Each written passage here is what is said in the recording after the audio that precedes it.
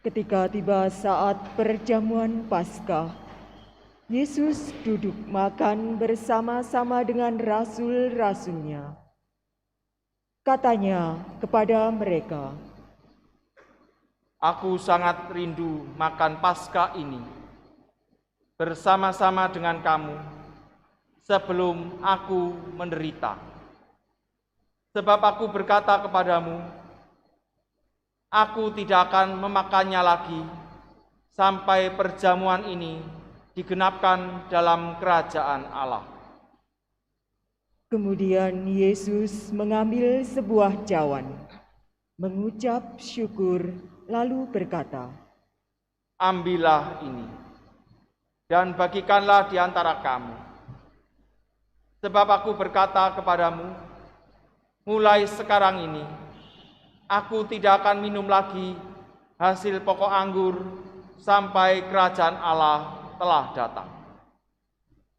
Lalu Yesus mengambil roti, mengucap syukur, memecah-mecahnya, dan memberikannya kepada mereka, seraya berkata, "Inilah tubuhku yang diserahkan bagi kamu. Perbuatlah ini untuk mengenangkan daku." Demikian juga dibuatnya dengan cawan sesudah makan.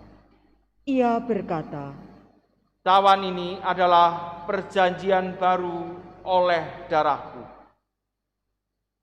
yang ditumpahkan bagi kamu. Tetapi lihat, tangan orang yang menyerahkan aku ada bersama aku di meja ini. Sebab Anak Manusia memang akan pergi seperti yang telah ditetapkan. Akan tetapi, celakalah orang yang olehnya ia diserahkan. lalu mulailah mereka mempersoalkan siapa di antara mereka yang akan berbuat demikian. Lalu terjadilah juga pertengkaran di antara murid-murid Yesus tentang siapa yang dapat dianggap terbesar di antara mereka. Yesus berkata kepada mereka, Raja-raja para bangsa memerintah rakyatnya, dan orang-orang yang menjalankan kuasa atas mereka disebut pelindung. Tetapi janganlah demikian di antara kamu. Yang terbesar di antara kamu hendaklah menjadi sebagai yang paling muda, dan yang pemimpin menjadi pelayan.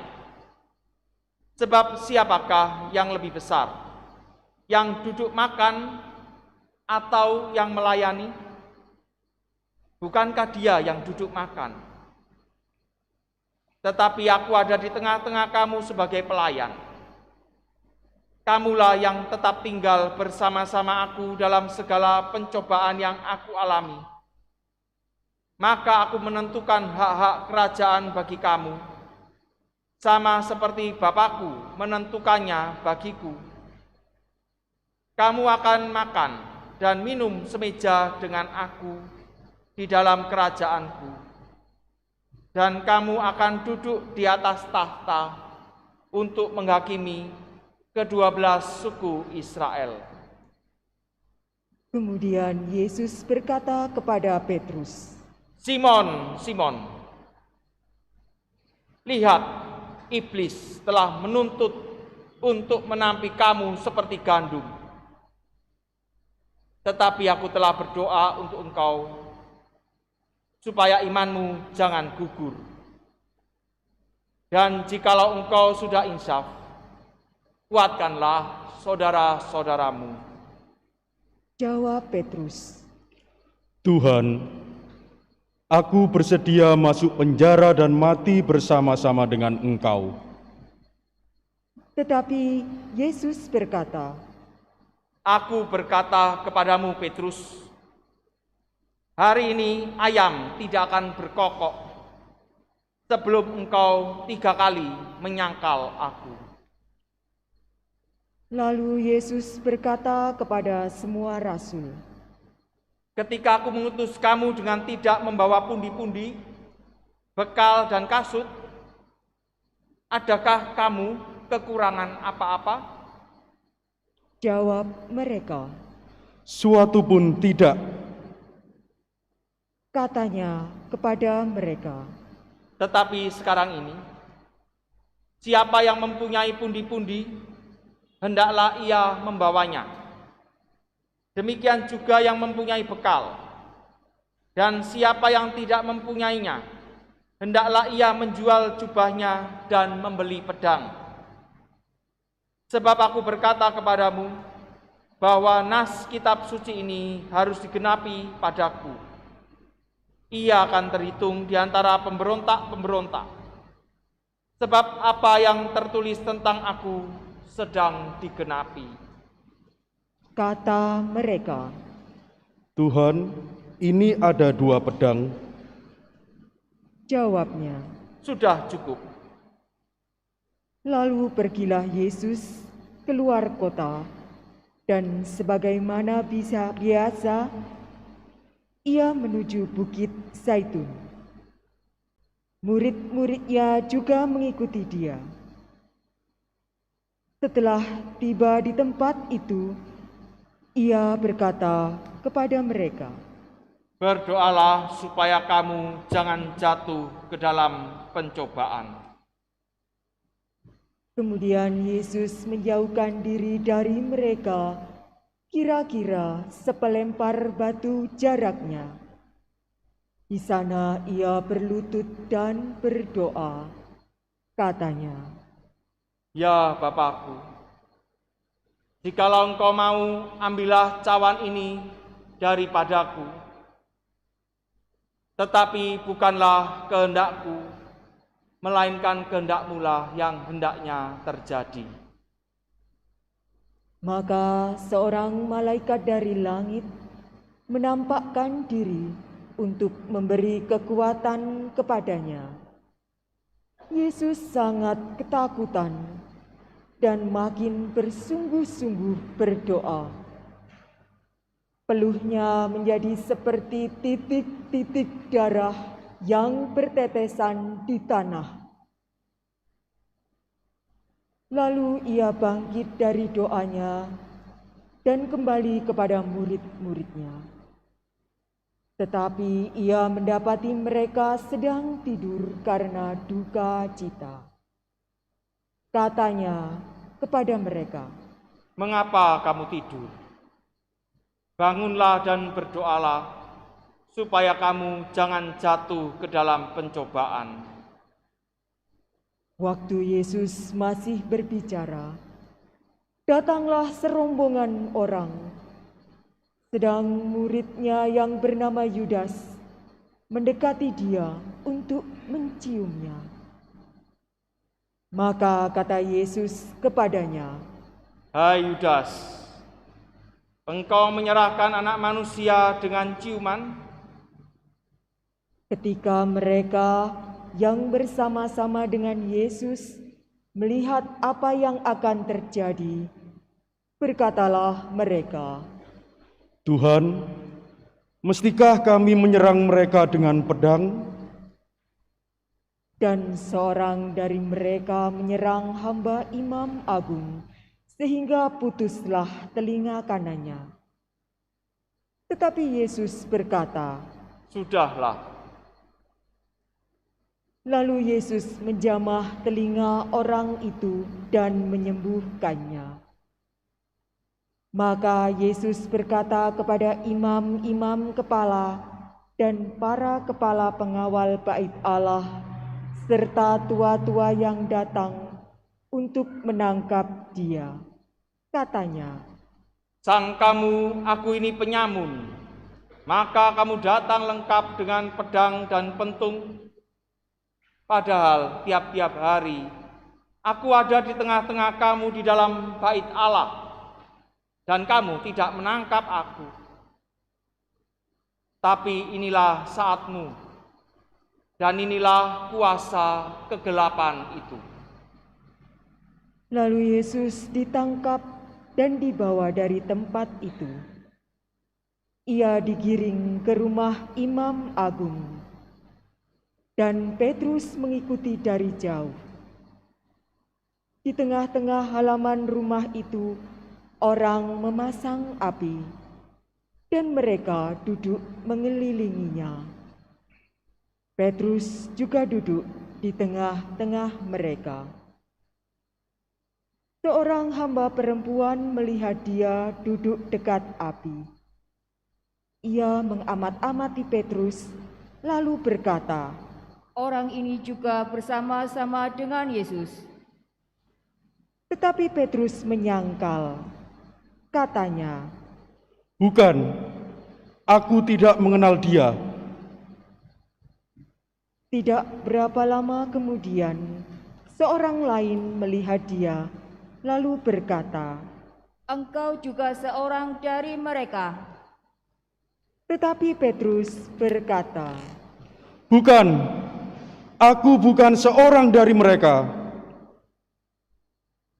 dan kira-kira sejam kemudian, seorang lain lagi berkata dengan tegas, Sungguh, orang ini juga bersama-sama dengan Yesus, sebab ia juga orang Galilea. tetapi Petrus berkata, Bukan, aku tidak tahu apa yang kau katakan.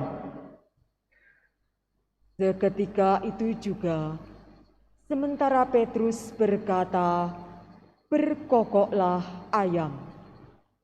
Lalu berpalinglah Tuhan memandang Petrus.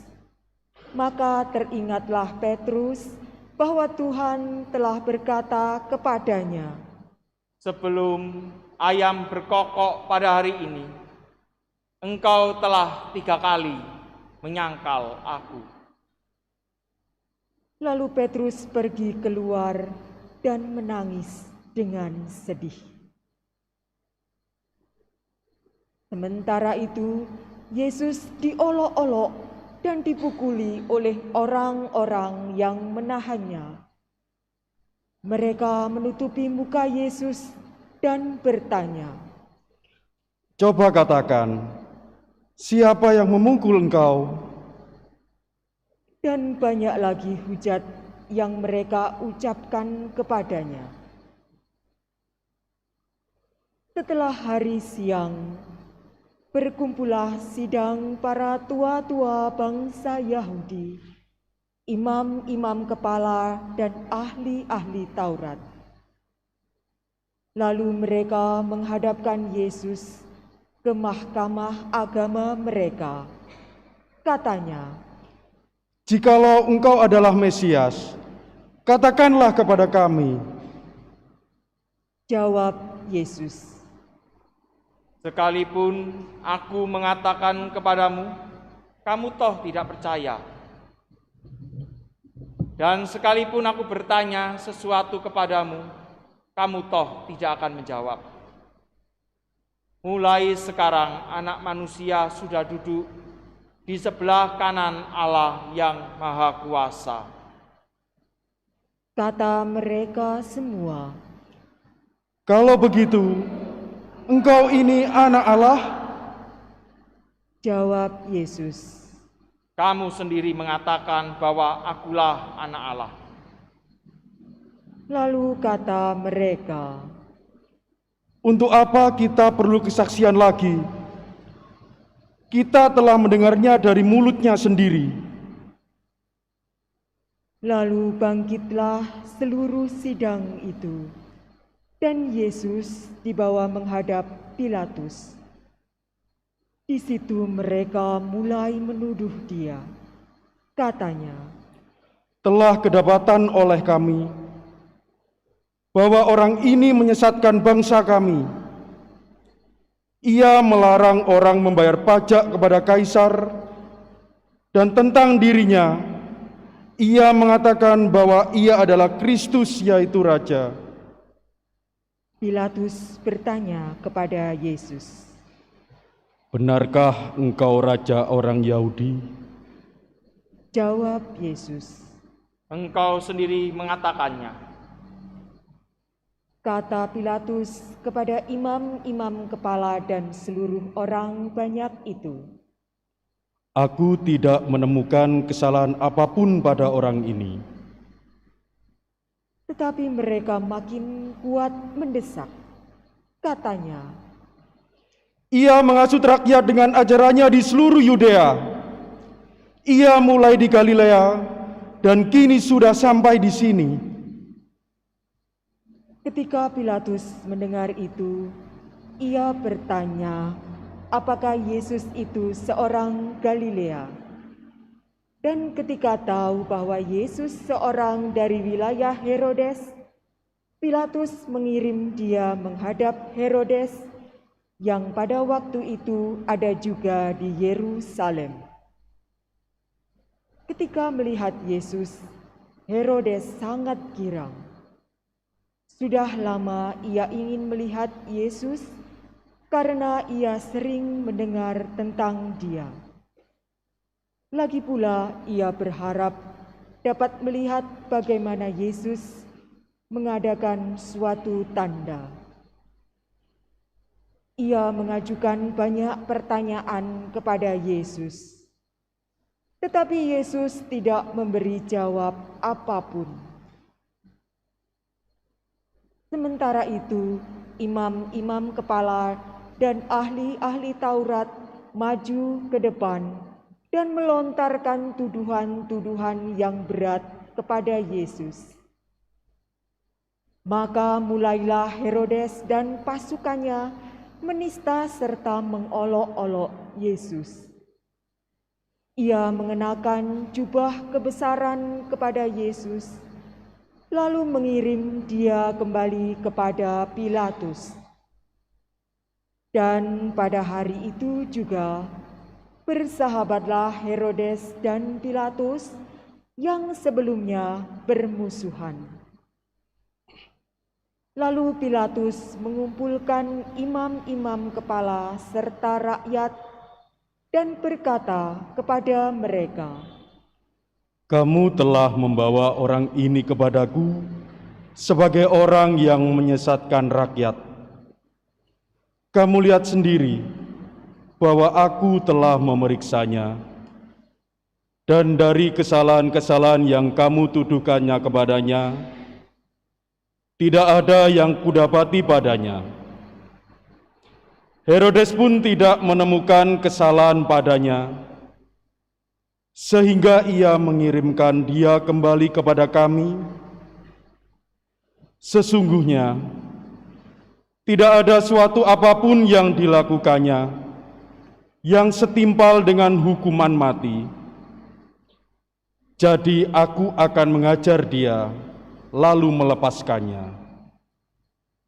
sebab Pilatus wajib melepaskan seorang tahanan bagi rakyat pada hari raya itu. Tetapi mereka berteriak bersama-sama, Nyakanlah dia, lepaskanlah Barabas bagi kami. Barabas ini dimasukkan ke dalam penjara berhubung dengan suatu pemberontakan yang telah terjadi di dalam kota dan karena pembunuhan. Sekali lagi Pilatus berbicara dengan suara keras kepada mereka karena ia ingin melepaskan Yesus. Tetapi mereka berteriak membalasnya, Salibkanlah dia, salibkanlah dia.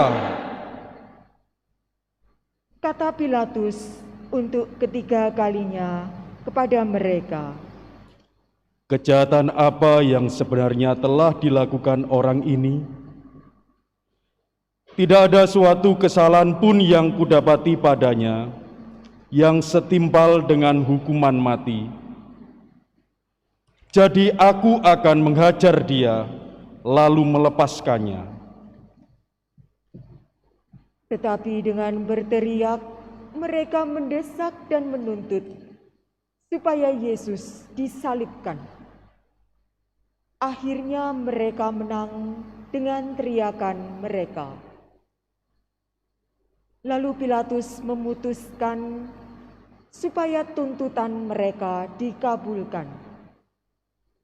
Jadi Pilatus melepaskan Barabas yang dimasukkan ke dalam penjara karena pemberontakan dan pembunuhan itu sesuai dengan tuntutan mereka.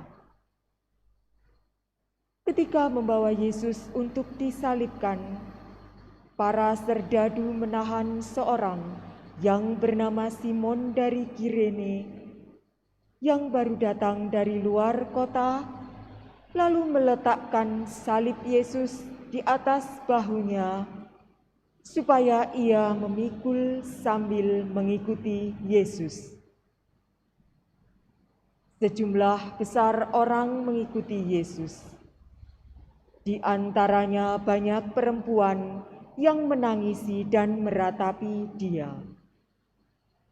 Yesus berpaling kepada mereka dan berkata, "Hai putri-putri Yerusalem,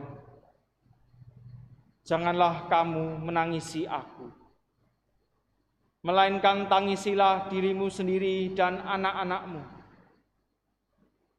Sebab lihat, akan tiba masanya orang berkata, berbahagialah perempuan mandul, berbahagialah perempuan yang rahimnya tidak pernah melahirkan dan yang tidak pernah menyusui.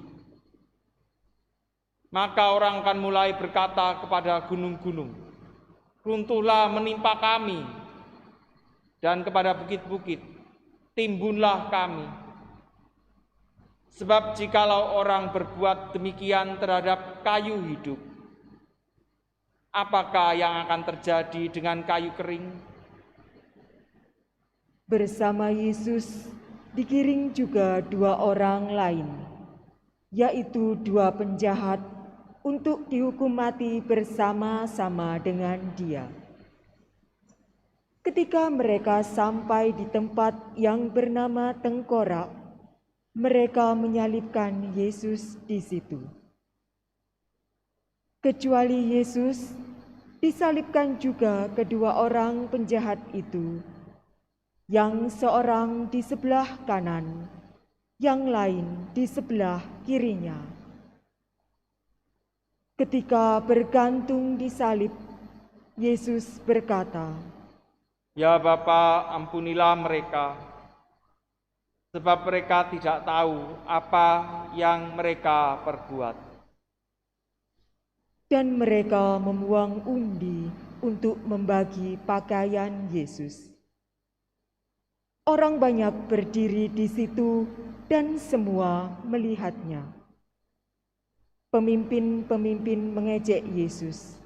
Katanya, Orang lain ia selamatkan. Biarlah sekarang ia menyelamatkan dirinya sendiri, jika ia benar-benar Mesias, orang yang dipilih Allah. juga prajurit-prajurit mengolok-olok Dia. Mereka mengunjukkan anggur asam kepadanya dan berkata, Jika engkau raja orang Yahudi, selamatkanlah dirimu. Ada juga tulisan di atas kepalanya, "Inilah raja orang Yahudi." Salah seorang dari penjahat yang digantung itu menghujat Yesus. Katanya, Bukankah engkau Kristus? Selamatkanlah dirimu dan kami. Tetapi penjahat yang seorang lain lagi menegur dia. Katanya, Tidaklah engkau takut juga tidak kepada Allah, padahal engkau menerima hukuman yang sama. Kita memang selayaknya dihukum, sebab kita menerima balasan yang setimpal dengan perbuatan kita. Tetapi orang ini tidak berbuat sesuatu yang salah. lalu ia berkata kepada Yesus, Yesus, ingatlah akan aku apabila engkau datang sebagai Raja.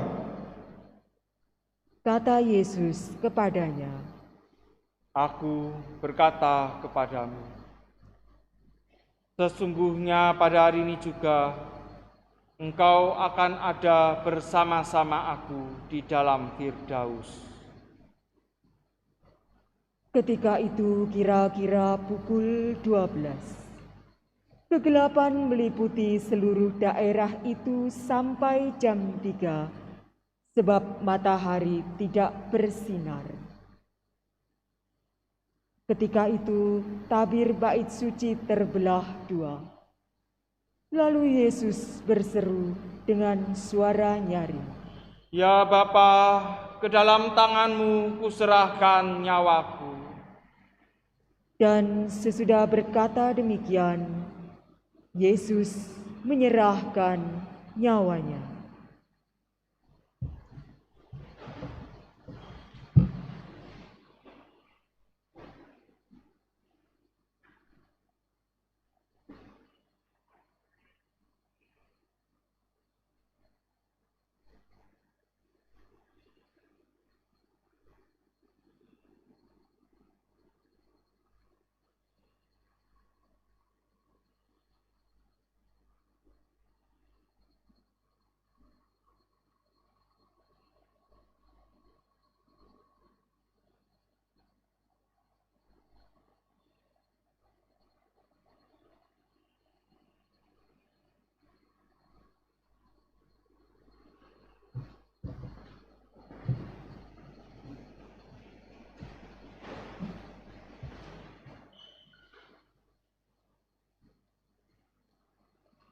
Ketika kepala pasukan melihat apa yang terjadi, ia memuliakan Allah. Katanya, Sungguh, orang ini adalah orang besar. di situ berkerumun pula orang banyak yang datang untuk menyaksikan seluruh peristiwa itu. Sesudah melihat apa yang terjadi itu, pulanglah mereka sambil memukul-mukul diri. Semua orang yang mengenal Yesus dari dekat, termasuk perempuan-perempuan yang mengikuti Dia dari Galilea, berdiri jauh-jauh dan melihat semua itu. Waktu itu ada seorang yang bernama Yusuf. Ia anggota Majelis Agung dan seorang yang baik lagi benar. Ia tidak setuju dengan putusan dan tindakan majelis itu. Ia berasal dari Arimatea, sebuah kota Yahudi, dan ia menanti-nantikan kerajaan Allah. Ia pergi menghadap Pilatus dan meminta jenazah Yesus.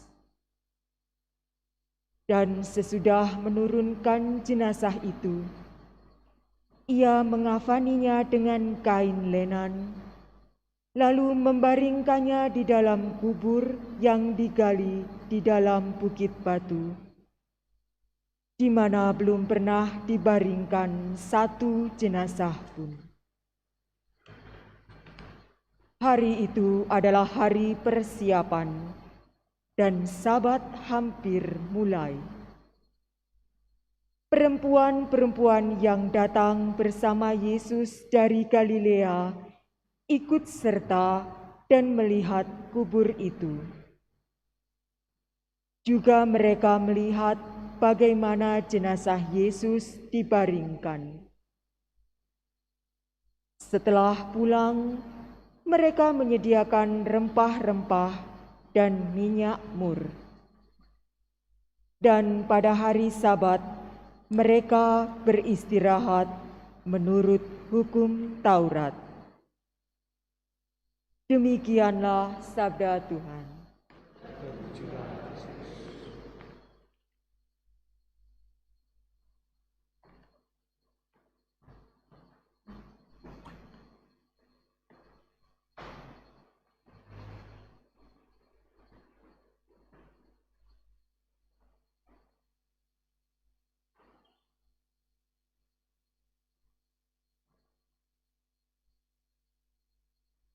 Pada waktu itu bangkitlah para tua bangsa Yahudi imam-imam kepala, dan ahli-ahli Taurat.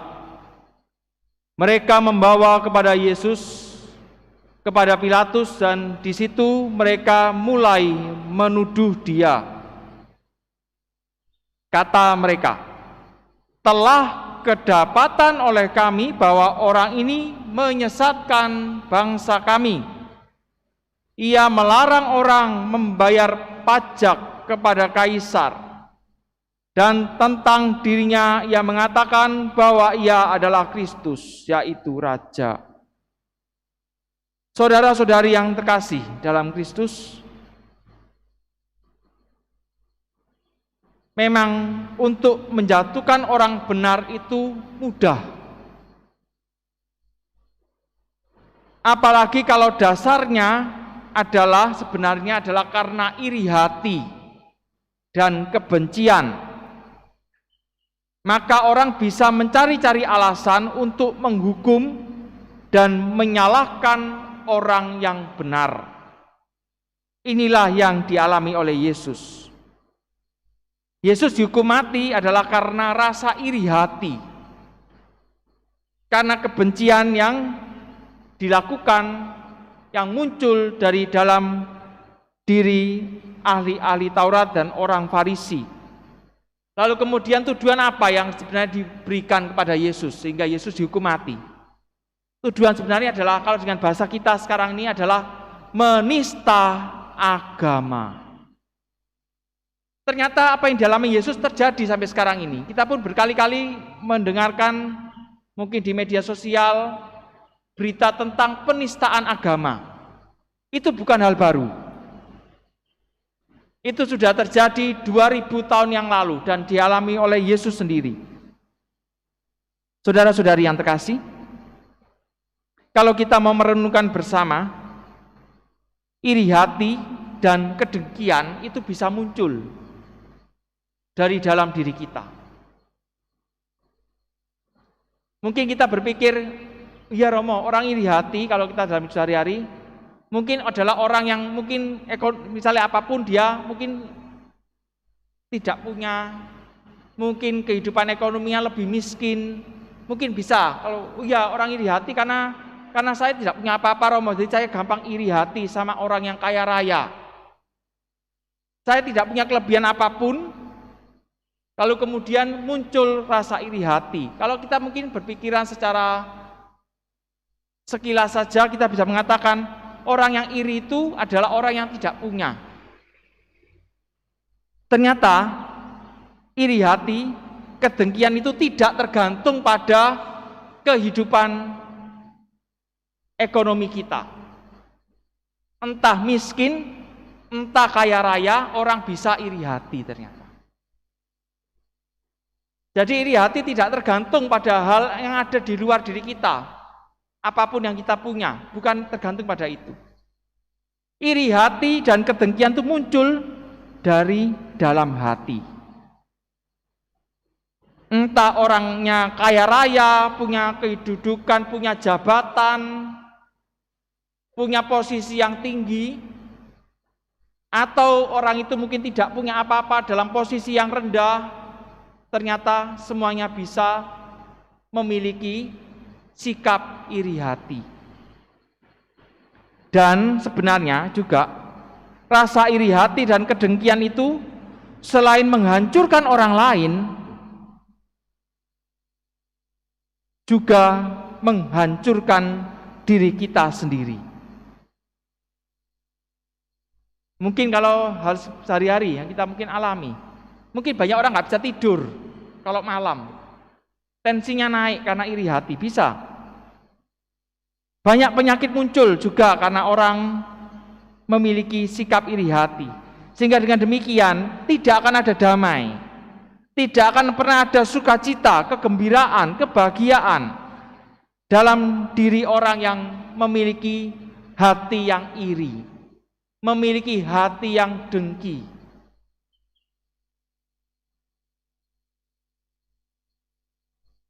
Hidup yang Tuhan berikan, kalau kita tiap hari masih memelihara rasa iri hati tadi, maka sebenarnya ketika Tuhan memberikan hidup pada kita, yang seharusnya hidup menjadi anugerah, tapi karena kita mengisinya setiap hari dengan sikap iri hati, maka sebenarnya kita menyia-nyiakan kehidupan. Hidup akan menjadi sia-sia, karena kita tidak akan pernah melihat dan menyadari kasih Allah di dalam kehidupan kita sendiri, maupun di dalam kehidupan orang lain. Orang yang iri hati itu hatinya sudah tertutup oleh kebencian, sehingga dia sendiri tidak akan pernah merasakan, menyadari bahwa Allah sudah memberikan berkat yang luar biasa di dalam kehidupannya. Karena itulah kalau kita tidak ingin hidup kita sia-sia, maka kita harus bisa mengalahkan kebencian dan iri hati, kedengkian dari dalam hati kita. Caranya adalah pertama dengan bersyukur. Apapun yang kita miliki, berapapun yang kita miliki, bagaimanapun kondisi hidup kita sekarang ini, bersyukurlah. Karena itu adalah yang kita miliki sekarang ini adalah yang terbaik yang Tuhan berikan kepada kita. Ketika kita bisa bersyukur, itu berarti kita mengakui akan berkat dan anugerah-anugerah yang Tuhan berikan kepada kita. Orang yang iri hati juga sebenarnya dia menghina Allah. Orang yang iri hati itu menghina Allah karena dia tidak pernah bersyukur atas anugerah yang Tuhan berikan di dalam kehidupannya. Cara yang kedua adalah dengan bersikap murah hati. Ketika kita bersikap murah hati, itu artinya kita menjadikan hidup kita sebagai perpanjangan berkat Allah kepada sesama. Tuhan sudah begitu banyak memberkati kita. Tuhan hanya ingin kita bermurah hati. Saudara-saudari yang terkasih dalam Kristus, kalau kita sampai sekarang masih mungkin muncul rasa iri hati, melihat orang lain, wah mobilnya kok baru ya, wah rumahnya beli baru, mungkin muncul rasa iri. Waduh rumah saya masih jelek, saya masih belum punya mobil, saya yang punya sepeda motor dan sebagainya. Kalau masih muncul rasa iri hati, maka itu harus dikalahkan, harus dihancurkan. Karena apa? Karena Tuhan sudah memberikan yang terbaik, apapun itu dalam kehidupan kita. Tuhan tahu apa yang terbaik bagi kita.